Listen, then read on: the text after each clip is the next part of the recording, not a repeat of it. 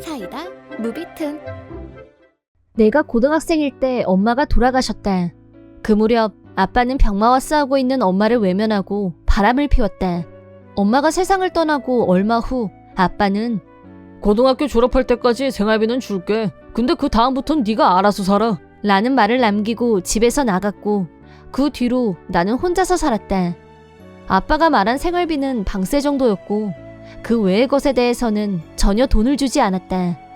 결국 나는 먹는 문제부터 해결하기 힘든 신세가 됐다.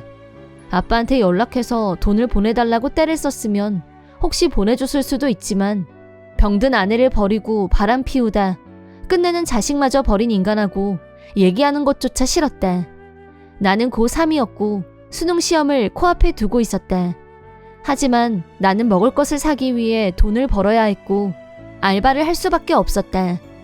그러다 보니 수험 공부에 열중하고 있는 친구들과 자연스럽게 거리가 생겼고 알바와 수험 공부에 시달리며 몸도 마음도 점점 피폐해져 가고 있었다.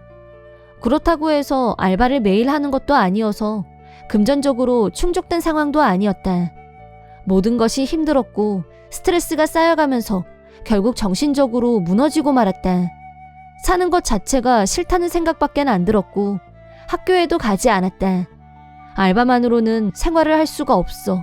밥이 먹고 싶어. 배부르게 실컷 먹고 싶어. 그런데 난 돈이 없어.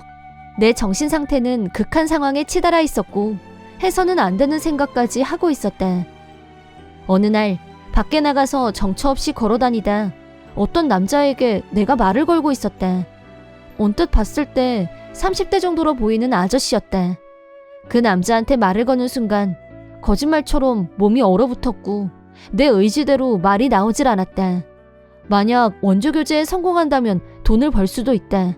모르는 남자를 두고 그런 생각이 스치면서도 너무 무서워서 몸이 덜덜 떨렸다.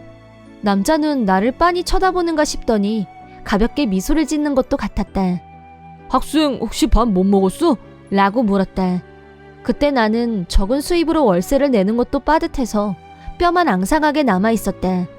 처음 보는데도 그렇게 묻는 남자의 말투는 어딘가 사람을 안심시키는 구석이 있었고 나는 고개를 끄덕였다. 그러자 자기 집이 바로 저 앞이라며 잠깐 오라고 했다. 집에 오라고 하는데도 나는 그 사람을 아무 의심 없이 믿었고 주저하지 않고 뒤를 따라갔다. 10분 정도 걸어가자 크고 멋진 집 한 채가 눈앞에 나타났다. 집안에는 불이 켜져 있었고 누가 안에 있을 거란 생각이 들었다. 현관문을 열자 내 예상대로 어서 와요 라며 누가 말하는 소리가 들렸다. 곧이어 젊고 예쁜 여자가 나왔고 눈이 마주친 순간 고개를 숙이고 말았다. 남자가 여자에게 집에 오다가 이 학생이 나한테 말을 걸어오더라고. 그냥 놔두면 어떤 놈팡이한테 끌려가기 딱 좋겠다 싶은 생각이 들어서 그래서 일단 집으로 데리고 오고 말았네. 라면서 마치 내 속을 들여다보기라도 했던 것처럼 아까 있었던 상황을 설명했다. 아저씨 부인은 어리둥절해하면서도 일단 안으로 들어오라며 나한테 올라오라고 손을 내밀었다. 집안은 넓고 밝고 너무나 아늑한 분위기였다.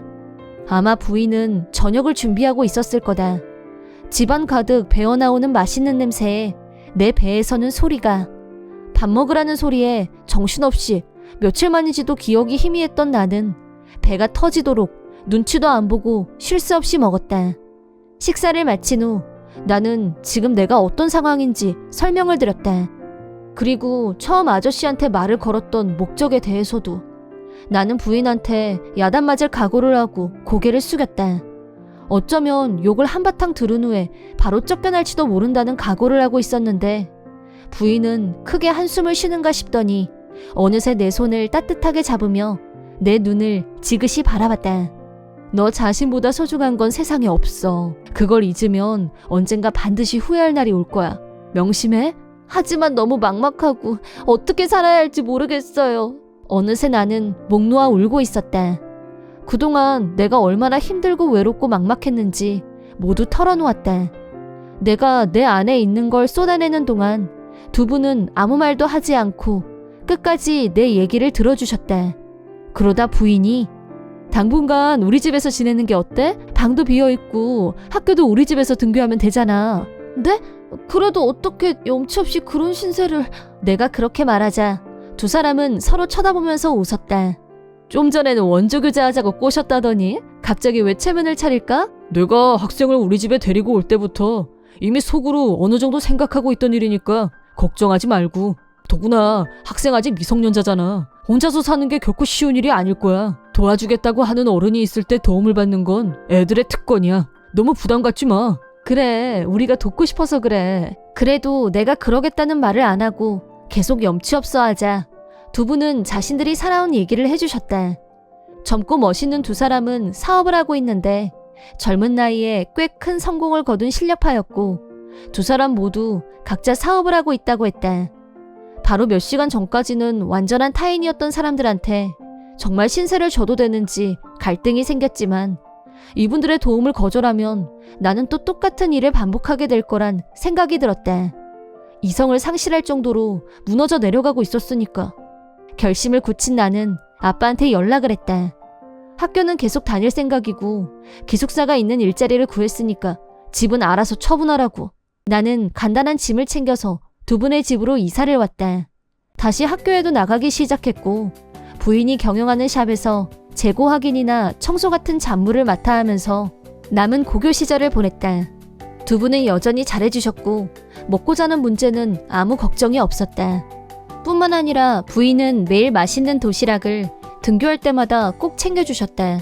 드디어 고등학교를 졸업한 나는 고민 없이 부인이 경영하는 샵의 알바생에서 정직원으로 입사했다. 사회인이 된 뒤로는 두 분 집에서 조금 떨어진 곳에 아파트를 얻어서 독립했다. 두 분은 아직 젊었기 때문에 때론 부모님 같고 때론 언니나 오빠처럼 느껴지기도 했다. 샵에서 일한 지 3년째 되던 해 부인, 아니 사장님이 새 매장을 오픈하게 됐는데 생일 선물이라며 나를 새 매장의 점장으로 임명해 주셨다. 지금까지 두 분께 은혜를 갚겠다는 마음으로 열심히 일해왔었지만 아직 부족한 나한테 새 매장의 점장이란 직책을 맡겨주실 줄이야. 인정받았다는 생각에 감격의 눈물을 흘렸다. 저 정말 열심히 할게요. 정식으로 말하지만 이건 사적인 감정이 아니라 능력 있는 사원에 대한 정당한 평가를 내린 후에 우리 둘이서 결정한 거야. 라면서 나를 더 기쁘게 만들어주시는 사장님, 정말 너무 좋다. 그날부터 나는 더욱 열심히 일했고 1년 후에는 사장님이 경영하는 매장 중에서도 가장 실적이 좋은 매장으로 우뚝 섰다. 그 결과 나는 이 지역 전체를 관리하는 치프 매니저로 승격했다. 그러자 어떻게 알았는지 내 얘기를 들은 아빠한테서 갑자기 연락이 왔다.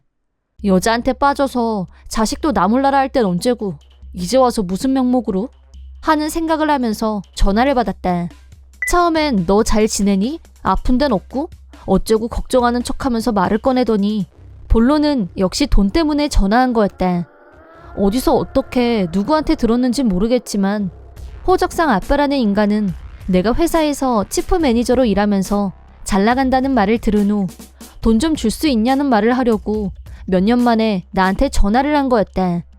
오래간만에 아빠랑 딸이랑 만나서 밥이라도 먹을까? 우리 밀린 얘기도 많잖아.